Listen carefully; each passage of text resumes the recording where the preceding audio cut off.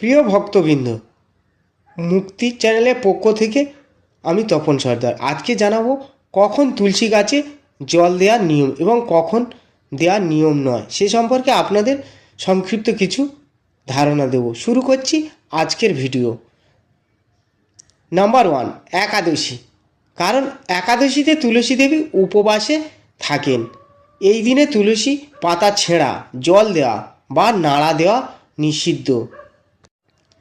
Number 2, রবিবার। কারণ রবিবার সূর্যদেবের দিন। তুলসী দেবী এই দিনে বিশ্রামে থাকেন, তাই জল দেওয়া বারণ। নাম্বার 3, সূর্যাস্তের পর অর্থাৎ সন্ধ্যার পরে। কারণ সন্ধ্যার পর তুলসী গাছ দেবীর উপস্থিতি গভীরভাবে অনুভূত হয়। এই সময় জল দিলে পাতা পচে যেতে পারে আর শাস্ত্রেও নিষিদ্ধ আছে। নাম্বার 4, রাত্রিকাল। কারণ রাত্রে তুলসী গাছ নিদ্রায় থাকে।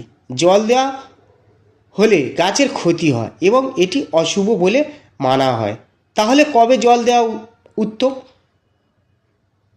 প্রতিদিন ভোরে বা সকালে সূর্য ওঠার পর। জল দেওয়ার সময় তুলসী মন্ত্র বা ওম নমো ভাগবতে বাসুদেবায় জপ করলে পুণ্য লাভ হয়।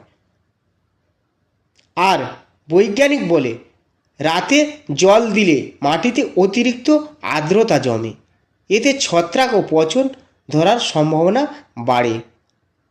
সকালে জল দিলে গাছ সহজে হজম করতে পারে।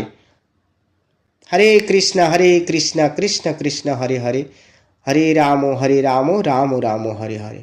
তো বন্ধুরা, ভিডিওটি ভালো লাগলে একটি কমেন্ট করবেন, লাইক করবেন এবং বন্ধুদের মাঝে শেয়ার করতে ভুলবেন না। হরে কৃষ্ণ।